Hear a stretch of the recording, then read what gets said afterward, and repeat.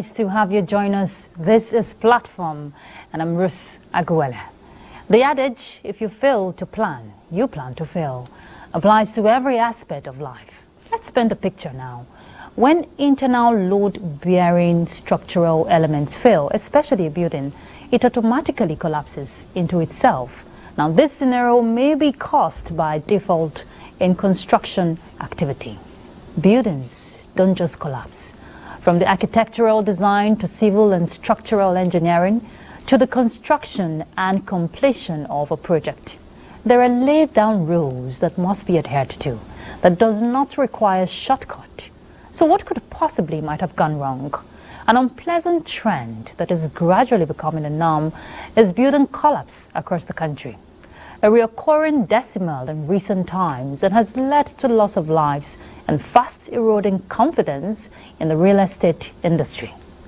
Even before now, building collapse have been a major challenge. But according to the Building Collapse Prevention Guild, it recorded at least 62 catastrophes in 2022, causing 84 deaths and injuring 113 persons. Lagos had 20 cases we hear, while Kano and Anambra recorded 5 building incidents each, and Delta and Jigawa 4 each. Now, the Federal Capital Territory is not left out in the numbers, as people consistently get trapped in rubbles of someone's failure, or you call it mistake. Safety of lives and property in all its ramifications should be accorded utmost priority. Some experts have pointed out compromise and attributed the failure of regulating agencies to properly perform their supervisory roles, which has no doubt given way to a situation where quacks take over with their consequences. On Platform today, we will be looking at ways of curbing incessant cases of building collapse in Nigeria, and our guest is Engineer Kashim Ali MNI. He's the former president, Nigerian Society of Engineers, and also former president, Council for the Regulation of Engineering in Nigeria, Koren. Thank you so much for joining us, Engineer Ali. It's nice to have you on Platform. My pleasure.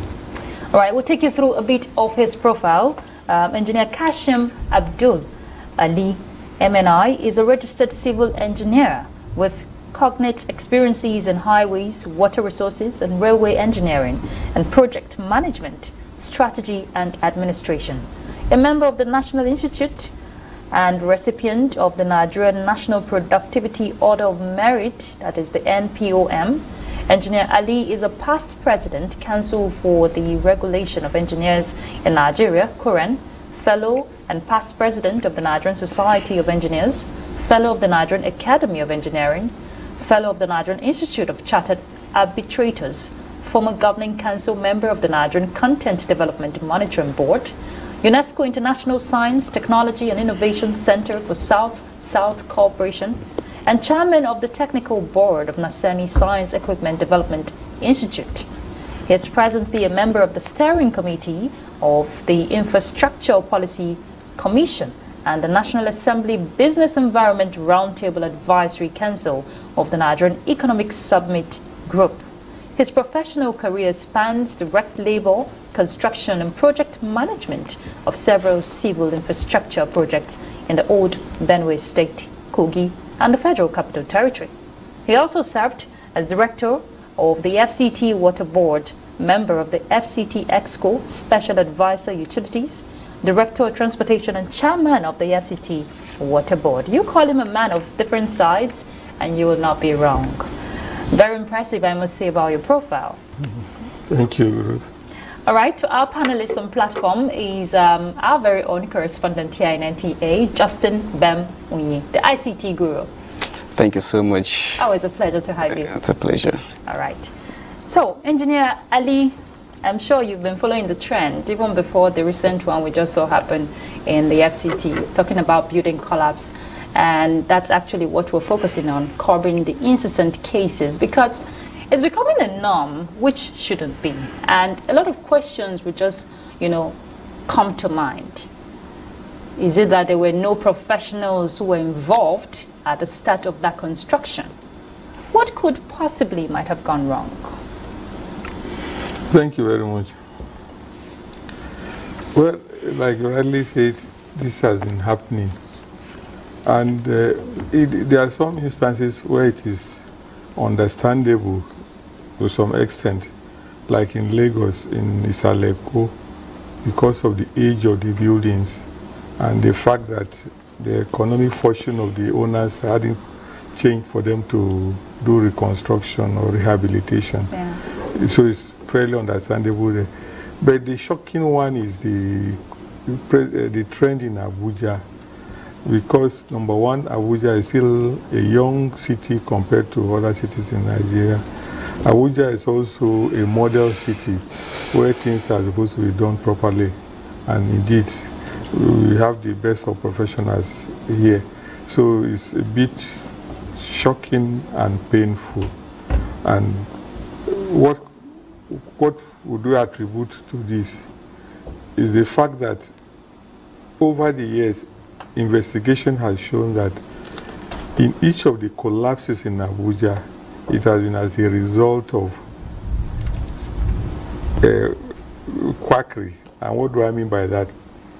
There was a particular case in Utako, just around where you have the Chida Hotel.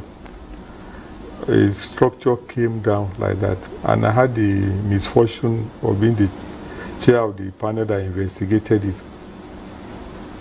The individual was building a mall. He had consulted an architect and a structural engineer for the job. They did the design for him, and then it was time for construction.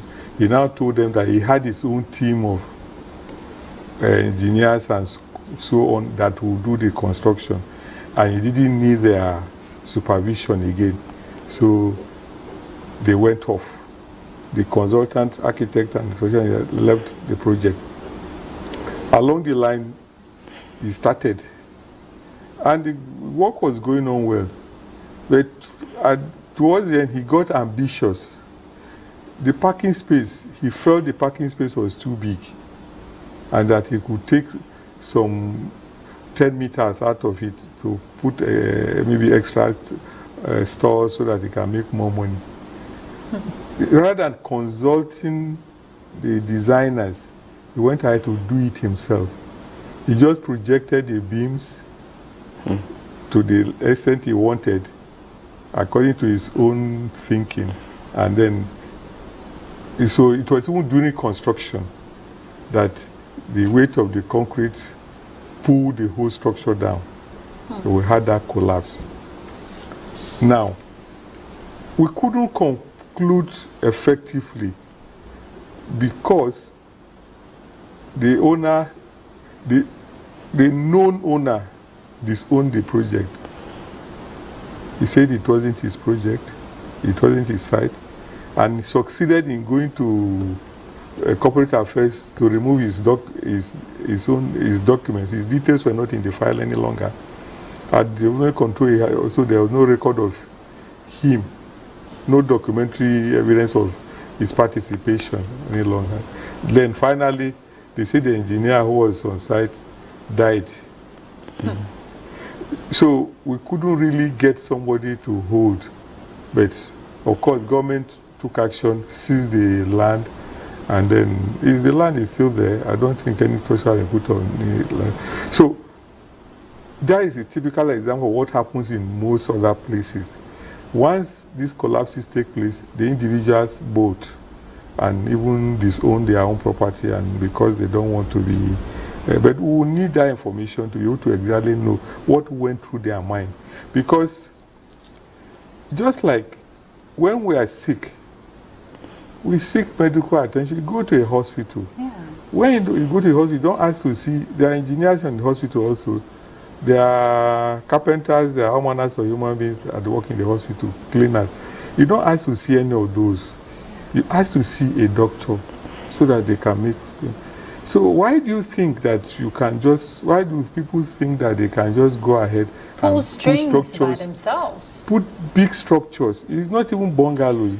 Big structures without consulting the appropriate personnel that should help them. You know, it's even if you look at the case in Lagos, it was the same thing. Somebody claiming that, oh, I have been doing this, I can manage. How can you manage? At the detriment of people's lives. Exactly. Every site has its own peculiarities. Even this your structure that you have here, you can't claim that the soil condition under this in this studio, under the studio here, is the same as the one in the next room. When you bring in an expert, the first thing you do is to check the soil condition and design accordingly, because he wants to know what are you using this facility for, what kind of load is coming on top of it. So with that in mind, he or she will now say, okay, design appropriately. And there are many types of decisions a designer can take in getting to where he wants to get to. So it's not something, it's a trade secret of some sort that you need a skill to do. It's not something, just because you see this hall, this here now, somebody will say, okay, I know, what is it? It's not just to put block wall, do this. It doesn't work like that. It doesn't work anywhere, and it cannot work here. Okay, Justin. Yes, let me take you up from your submission there. You know, this issue of building collapse has been one too many. The recurrence now is just too much. And it happens that each time investigations have been made, you know, to ascertain the cause, you know, the cause of these incidences. Now, how come we hardly hear, you know, of the corporates being held, you know, or being charged? As in, why is it so? Maybe the contractors or the engineers. We don't normally hear how it ends, maybe how they are being charged. Well, I'll give just two reasons why. Number one is the one I gave earlier. People disowning their own property because something like this has happened. And usually the victims are always people of low status in the society. They're usually the laborers who cannot, you know, pursue their own rights. And beyond that is the fact that often they don't even know. They only know the immediate supervisor. They are not likely to know who is the owner, or because even if they see the owner coming once in a while, all they know him is Oga, that's all. So they can't even be helpful. Number two, so most people who get who do this are people who are disobedient of rules. And sometimes when people are disobedient of rules in Nigeria, it's because they have something they can hold on to. Yeah. They have some powers, that protective powers outside. They know that they can kill and go, so nobody will hold them. So with that arrogance, they go ahead to do some of these things. So when even they are identified, nobody wants to take up the investigation. Because like I give you that example, how come that the person was able to remove all the documents from the files? But everywhere he did it successfully. So when because we had a lawyer on the panel, I was okay, go to do a search in CAC. So the minister authorized that a letter should be written to the CAC to give us information about the company. And nothing was found in the file. Nothing? Nothing. But you know, Engineer Ali, there are regulatory and enforcement agencies in the building sectors. Yes. Now, when a project is set for construction, there are those who come to monitor to ensure compliance of safety and other rules. Yes. What is their role? Why don't they go back to those people who were there at the start? Or are you saying now that it's rare to find monitors of such projects? That's why this culprit, so to say, can just bolt, using your word now. No, the monitors are the easiest to catch. Mm-hmm. But usually, when they are caught, they too will tell you this work. Usually, let's be fair to them. Most cases of collapses, let me use Abuja as an example, and I've heard that even in Lagos, all the buildings that have collapsed, you hear that they were marked. They were given orders to stop work, and they refused. Even the huge structure that collapsed in Lagos, the man even went to the extent of blocking in the gate and asking, putting his own security to prevent government officials monitoring from entering the premises. Don't they cooperate with security agencies to that is the problem. Yes. The arrogant, powerful individuals often exercise those powers on the vulnerable government officials that are responsible for monitoring, unfortunately. So when you get the records, the monitors presented, those individuals who, when contacted, will deny. Like I told you, that case, they had some records, some records of the individual somehow because of their interaction. But the person that was contacted on the basis of the records of the monitors denied. He said he was not the one, that it was a mistake, that they have never, he doesn't know them, he doesn't know them, they don't know him also. That maybe he looks like somebody like that, but, but they knew he was the one. So, but under the law, there has to be evidence before you can prove. So, what we did in that case, for instance, was the monitors were also found culpable because they saw this thing progressing and they didn't take action in good time. In that particular case, they didn't take action in good time. And on the basis of that, the committee recommended the dismissal of about 13 of them. But I'll tell you a story. What happened? The punishment was carried out initially, but one of them was so connected that he found his way back. And in fairness to natural justice, the others were also brought back. So the punishment was not eventually served. But you see, I have advocated, and that we've done that on the platform of the Nigerian Society of Engineers also, that look, under our laws, if you drive a car and for some reasons your brake fails or anything, you have a mechanical problem and the car hits an individual or somebody and kills the person, you'll be charged with manslaughter. The fact is, number one, you didn't design the car. You are not even a mechanic. You don't even know how to maintain the car. You have to go to somebody for your maintenance. Yet, for driving that car that kills somebody, you'll be held for manslaughter. But here is a case where an individual, knowing that he's not an engineer, not an architect, he's not anything, decides to go and put up a structure, something that he has no knowledge of. And in the process, a collapse occurs, leading to loss of life. And there are no charges. Somehow, when this thing is done, protection comes from where you least expected, and the cases don't go anywhere.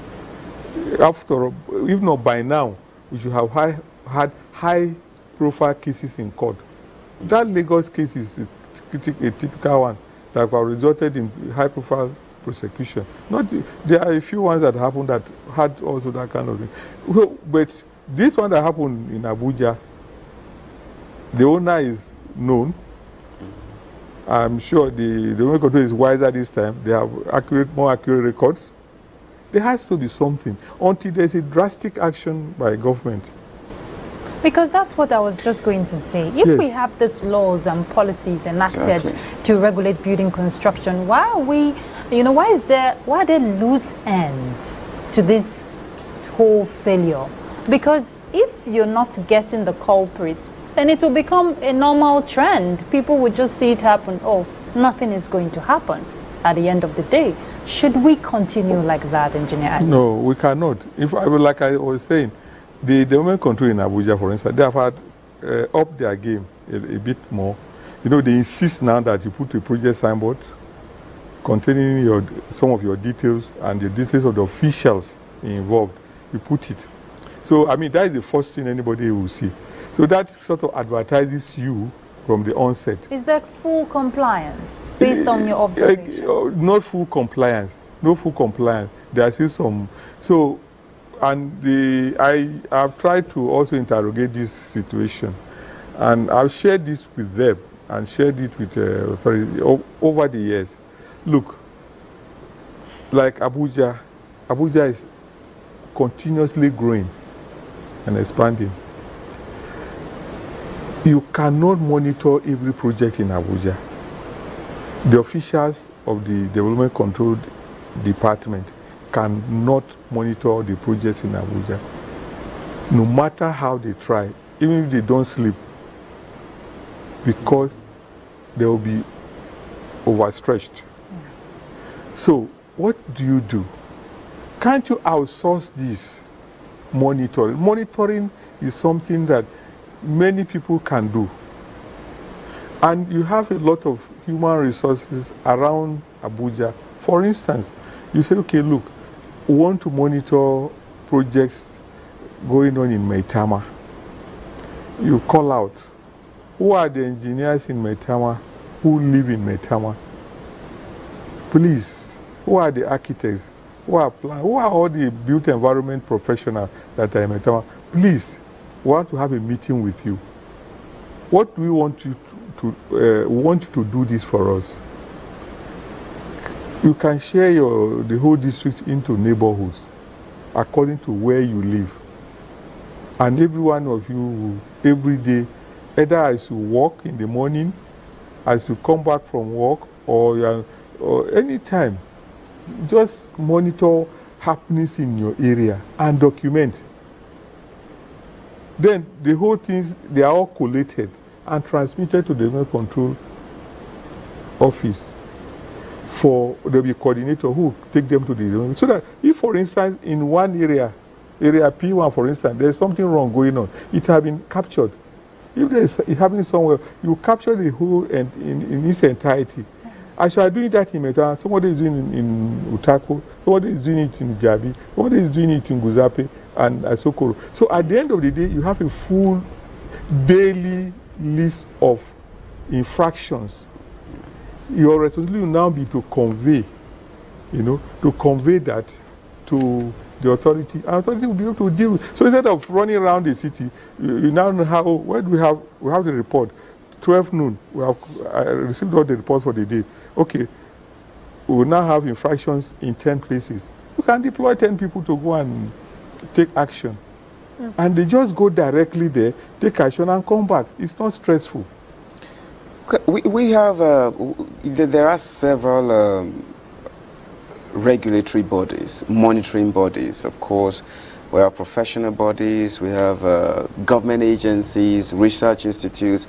We're talking about NIBRI, talking about Nigerian Society of Engineers, talking about the COREN. All these bodies and agencies and institutes, how is the collaboration like when it comes to this building collapse issue? Is it that there's a gap somewhere, or someone somewhere is not doing enough, in your own opinion, to stem or as a rescue effort in this regard? No, there is no gap really. The problem is the primary responsibility for monitoring is that of the Development Control Unit, like in Abuja they call Development Control. In some states they call it Town Planning Authorities and all the rest, whatever name they bear. Now, that is their primary responsibility, to give people license to build. In fact, they're supposed to give them, after you have completed the building, they also come and check it and say it is fit for habitation. They give you a certificate of fitness. Before, and you have even fire service that will come there also to ensure that your house is also fit for habitation, that is not likely to catch fire. All those things are there. There's a law for that. That is mainstream in the government department. Now, the professional associations like the Nigerian Society of Engineers and regulators like COREN, what they do, COREN has what they call engineer regulatory monitoring teams in all the states. Now, they do go round. If they notice anything, they notify the development control unit department, we have observed this. They need to shut this structure down, close out something. They will give a valid advice. But what we have is an advice. Okay. So depending on the interest of the development control, they could take that advice or not take the advice. But Engineer Ali, as you were just talking, something just crossed my mind. If that is the role of the development control, whether we like it or not, engineers also play strategic role. We have structural engineers, service engineers, when that project starts to completion. Yes. Now, NSC, you have served as at the helm of affairs, even COREN, the regulatory body. Now, where is the role of these engineers in ensuring that due adherence to the strict rules and regulations to have that building, standing strong, ensuring safety and all of that is ensued? What does NSC does in that regard, or COREN, so to say? Because if you're saying at the loose end, the development control is not being effective, borrowing your word now, even though not stated directly, what is NSC and COREN doing in that regard? Thank you. Look, even in development control, there are structural engineers. They are all the professionals. They are the ones. So when this advice, even though it's an advisory, it is an enforceable advice. Because in the event that something happens, COREN will go in and bring out that structural engineer in development control as a person and punish him or her. COREN has that power to punish individual engineers and engineering institutions, but not an amorphous institution like development control. So when you give the advice, it's tailored, structural engineering advice is given to the structural engineer in the development control. If anything happens after that, the matter, because there will be investigation. COREN normally investigates whenever there's a crime. Even right now, they are doing their investigation. Once they do that and they attribute it to monitoring error, they invite the structural engineer for investigation. And if they find that he's culpable, he will go to tribunal. And in tribunal, he could lose his license. He or she could lose his license. So nobody jokes with that. But what we really found that is happening is that, using my example of what happened was that there was a case of that site where one officer claimed he asked other officers to just step down. When you say officer? Officer of government in that department, who told his colleagues to just step down, allow him to be their link man, that he will supervise and feed them. That's the confession they made. He said he let them leave that site for him. Apparently, he has a personal interest. That's where compromise comes in. Compromise. So he was the one in charge, liaising with the owner, the owner of the property, and feeding. But whatever I was giving them was what they were documenting as their report, because the reports came out to be at variance with what was on the ground, and they confessed eventually. But are these engineers held responsible? If you can't get if an engineer, like I told you, no engineer goes free. If they are found culpable, you go to tribunal. When you started talking, you made mention of a case in Lagos where the owner of the house appeared to be more powerful than the enforcers that came to enforce the rules and all that. Now we are not unaware of the causes of this building collapse. We know we're talking about sharp practices, we're talking about substandard practices, we're talking about quacks, and of course poor supervision and all that. You've already made that bare. Now, we know the regulations, we know the rules. Are we saying that when people break the rules, when people break this or don't follow these regulations, the enforcement is too weak? The enforcement system we have in the country now, is it too weak? Is that what you're saying, to enforce these things? Engineer Ali, let me hold that thought. Just ponder on the question he just asked. Let's go on a break. Please stay tuned. Okay. Doing as a nation to first of all settle our teeming populace, especially the NTA's political package with a third eye on the nation's political scene. I am Fisa Ogunfuyi. Welcome. You have to be very careful giving space to people who are obviously sponsored to further the agenda of some other groups. There's a lot of questions. A lot of questions in a closed door sessions. Some of these issues, some of the problems bedeviling their In fact, between June 1st and July 17, 19-point-something billion has left the coffers of the NDDC. I can say my constituency, they need everything because we don't have anything.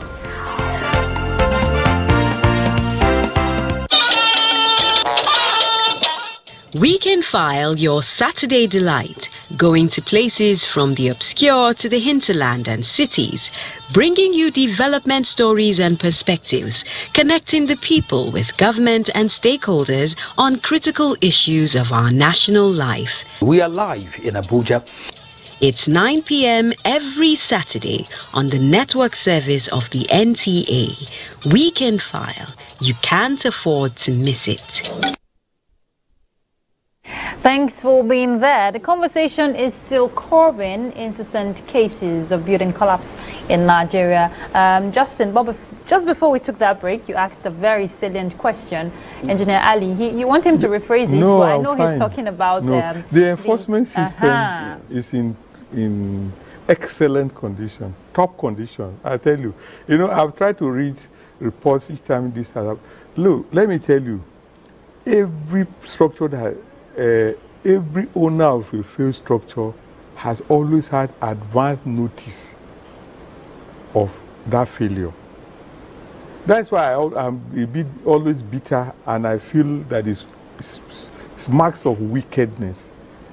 Sometimes when they do this, a bit of ignorance, but more of wickedness, because that's a strong word. Yes, honestly, and I mean in fact, I wish I could have stronger word for them. Because they always have that notice. If you look at the history of even structures that have been pulled down in Abuja, people always shout that pulling down. Each time a structure has been pulled down, sufficient notices have been given. You know, there was a time when the many houses of high-profile individuals were pulled down, and the government said, "Okay, we have money for compensation. Bring evidence that you got approval before you build those houses." And they didn't have. The government, the minister, they had some money in the budget. He did not spend even 1/10 of that amount of money, because even though those structures were big and expensive and were costing in the region of 400, 500 million, they were stopped at the very beginning. At foundation level, they were stopped, but out of arrogance and power peddling, they refused, they ignored those cautions. They were stopped at various levels, and the mechanism is that the officer does not have the power of coercion. So all he does is paint. He paints your structure, puts a cross, puts instruction on it, stop work, quit, all manners of things, and snaps it and pushes it into their own portal. So the record is there when you were stopped, the date and the stage of work. So if your work was stopped because of a fault of some sort, why are you continuing? Why can't you remedy it before you proceed? Because it's not about if it's extortion, go and resolve it. At least you can report them. If you are so powerful as to be able to bring people to physically push these people out of there, then you have the power also to bring them to book, whoever has asked you for gratification of some sort. Because, Engineer Ali, whether we like it or not, we'll still go back to strict enforcement of these building codes and deployable technology, which we have seen, you know, it's not like building collapse is peculiar to Nigeria alone. It happens anywhere in the world. But there are deployable technology to ensure that, you know, this enforcement are duly adhered to. Why are we not seeing that happen in Nigeria? Why do we have to wait when there is a collapse, then there is a committee, there's a panel of investigative team looking at the whole situation, what went wrong, why did this happen, why didn't this happen? The problem is still enforcement. Like I told, the system is okay. You get notification, this person built this structure, he was stopped because we found there was a fault with it, and he continued. And you stopped him again, he continued. In fact, some people will come and repaint the structure and proceed. In other climes, when this happens, there's this collapse. If there are investigation, if people die, you will die. And there's no mercy, because you didn't have mercy on those who lost their lives. So the government will not have mercy on you also. You will lose your life. Yes. So they are aware of that. But here, but this is our own society, a growing society where some people subvert the rules and go free. Others are not so lucky. But the people who perpetuate this thing are those individuals who are always lucky or powerful enough to escape justice. So let's put it this way. Do you think, in your own opinion, do you think the legal framework in this regard should be reviewed? It's not the legal framework. The laws. It's not the law. It's not the law. It's the enforcement of the law. The law says, my brother, if you put up your structure and it collapses, you'll be charged to court and penalized. And everybody involved, in fact, the land will be seized and everything. There are all manner, the list of punishments that come with it.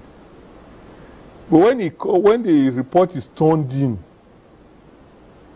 there will be all manners of interventions, and the matter may not even go to court. Look at what happened, even in that Lagos. I have to repeatedly use Lagos. The Lagos collapse that led to the loss of life of some people, including the so-called owner. Yes. Is it not the people that went to court, they took government to court, asking government to compensate them, the investors, because the government came to demolish the remaining, what was left of the place. They say government should pay them for the loss of, instead of government prosecuting them as accomplices. But because they were untouchable, they went to court to ask government for compensation. Engineer Ali, it's not until there's a political will to deal with this thing that it will continue. But it just takes one, because I can't imagine. I zoom in. For instance, I have the privilege of being minister of FCT, and any structure collapses, the person must go to court, no matter who you are, because there's no reason for collapse yet. We have no reason that we have stable. Like in the northern part of Abuja, we have basement complex, which means you go down, you can build any structure you want to build in Abuja. You can go down in about 20-something, 30 meters, you hit granite, solid granite, that can hold any structure. So you don't even need to do, even issue of piling is not even necessary in Abuja, for instance. Okay. So, yet, and we have acquired skills and knowledge of how to design all manners of. In fact, we can design. You can see Nigerian engineer who can design 100 floor structures, all manners. So there's nothing that cannot be done. So, but it's just people refusing, and it's so shameful. It's painful to me as a person, as an engineer in Nigeria, because our engineering has grown. Engineering training and knowledge in Nigeria and practice has grown to the point that we have international recognition. Right now, we are among about 25 leading countries in the world in engineering. Just before Justin picks up with that follow-up question, you just mentioned something, political will. And if NSC, Koren, I know right now you're not at the helm of affairs, but you still have a stake in terms of recommendation. Yes. Why wouldn't NSC and Koren, come up with this recommendation of staging a very radical sensitization? Enough is enough. You know, the truth is, no, we're talking about lives in here. engineering. Yes. In engineering, there's something about our training. We are not as vocal as other professionals. Our training moderates our behavior in the outside, for instance. So this activism is not our thing. But at every opportunity, we try to explain it at our conferences, in memos to government. If you see the record of memos transmitted to government on these issues, you'll be shocked.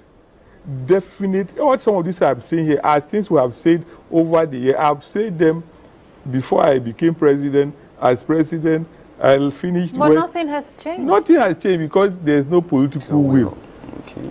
Until we are ready. Because what stops you from prosecuting somebody who has killed people? Why is it difficult? Why is it difficult? They don't even go to court. Sometimes, initially, we used to go and report to police. There was a case of an individual who did something. We pursued it. We reported an expatriate who did something funny like that. We reported. The case was there 5 years. Police they said they could not find the man. But we reported a carpenter who went and represented himself and got a job. And that carpenter, because he was a poor man, he was in fact, before we knew him, 1 week he was in jail. These are not the people we are looking for. We are looking for real culprits. Yes, the carpenter deserved his punishment, but what about the real people who are doing bigger things? So we report all manners of people. We do, but it's only our own colleagues that we deal with. We have capacity. The law gives us that power to deal with them, and we do deal with them when they are involved. But I can tell you in about 60-something years of existence of NLS, for instance, we have had only about 2 cases of people involved. In that regards, I understand Koren, developed indigenous engineering regulation codes and standards, and that is to ensure operational excellence in engineering. To what extent has this initiative, been applied so far in the country, particularly in the building or construction industry, and what has been the impact like? Engineers use it. Okay. Because if you have any case, and for instance, you have to be tried, that is what will be used as a reference material. Like you have broadcasting codes here now, that you in NTA you have your regulations that if you are hosting a guest, there's a certain things you shouldn't do or say. If you do them, you will be punished. But if somebody from outside does them, he's not binded by it. You can only throw him or her out. So this is the situation. All our regulations are obeyed strictly by engineers because that is what you use as your reference. Okay. But the problem we have, the truth is, and I'm not selling engineering, the truth is our engineers are the most fearful of laws of all professionals. I can tell you that. Because engineer is always buried by his mistake. So we are always very careful. In fact, the truth is, if an engineer even designs, no matter how high-flying he is or she is, if she designs a structure, there must be somebody to review it, and not just review and go. You review and put your name before you get approval. So there's that layer that you start and end somewhere. So most usually, when you finish your design, you subject it to that review. So it's always in good condition. When you are ready to go, you are ready to go. But when there's any disruption, which is what normally happens, like I told the case of the person who said, design it for me, but I'll do the supervision. Or some people will not even design. They call like the cases that among the 2 cases that we've had so far, somebody lost his stamp. His stamp was stolen by somebody who used it on a drawing, which led to collapse. When they even called him, he said he didn't know even the side. He was not aware of it. But it's your stamp. Well, Engineer Ali, would you say it's because of the expenses hiring a professional engineer or other professionals, to get the structure in the right shape? I think even if it's, I don't think so. Lawyers charge people humongous amount of money and they pay because they know that when they go to court, they could get jailed. So it's an individual thing, self-preservation. For engineering work, do you know that these individuals who cause building to collapse and kill other people, their own houses are always well built. The ones they live in, they'll follow all the rules. It's the one they are building for public usage that they are careless about. That's why I bring the issue of wickedness. There's this attitude of some people who say, okay, whatever am I going to use it? It can be anyhow. That is the attitude that they bring into this business. And it doesn't work like that. Whether you are going to live in it or not, a human being, you are building for human beings. And every life is precious. The other person's life cannot be inferior to yours. So you must take responsibility. Sorry, but I have to take you back a bit. When we talk about codes and standards, you made mention that you adequately take care of your own. Yes. If there's any case anywhere, you adequately take care of yours. Now, most of these cases we have of building collapse, most of them are actually high profile, buildings, the contractors and engineers. Does it mean there are some high profile engineers or contractors in the country that are not under your umbrella as Koren or don't pass through your are not registered Koren members? No engineer is outside the control of Koren. Anyone that is outside the control of Koren is not an engineer. If he calls himself an engineer, ask him, tell him he's a quack. Anybody, the law is clear. If you are not in the register of Koren, you are not an engineer. No, not engineers. I say those people the owners of this property that collapsed. Okay, the buildings they live in, it's in good shape. They are in good shape. They follow the rules. They get an engineer to design the structures for them. They get an architect to design even the building spacing and everything for them. But when it comes the one they are building for public usage, like malls and all they don't care. It's like, am I going to live in it? It can be anyhow. Would you put it this way, Engineer Ali, we're rounding off, that it's lack of patronage for professionals? Would you put it that way?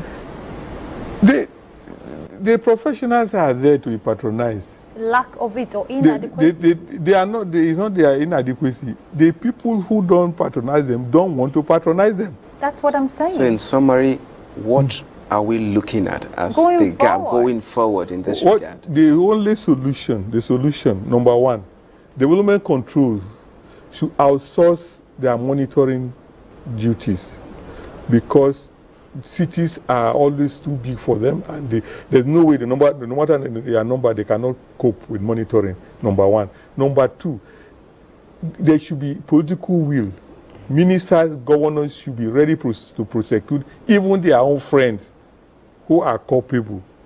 If there is protection for those people, because they are high-profile individuals, will continue to lose lives unnecessarily. But until there's punishment, just one, you see, body will sit up. What about mentorship for the younger ones, talking about engineers who are you see, engineering, do you know when you graduate in engineering, for the first 4 years, you are just a pupil. You're just an engineering graduate. You're not yet an engineer. It's after 4 years that you even take an exam. If you pass that exam, then you become an engineer. If you don't pass, you remain engineering graduate.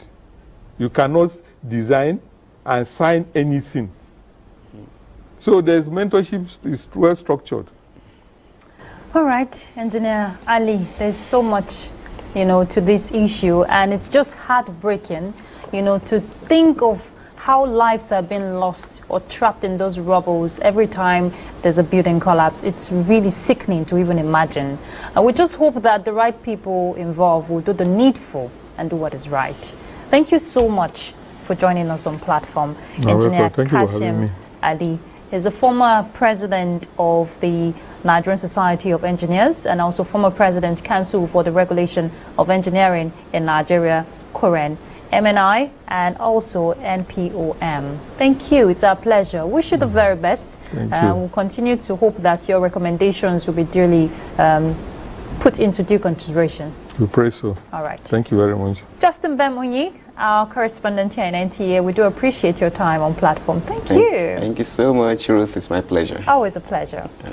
All right, we've been talking curbing incessant cases of building collapse in Nigeria. It's becoming a norm that is not pleasant. It's so heartbreaking when you see a building collapse and lives are lost or people are trapped in those rubbles. It shouldn't be. Let's do the needful. Let's do what is right because lives are very precious. I'm Ruth Aguwele. Bye.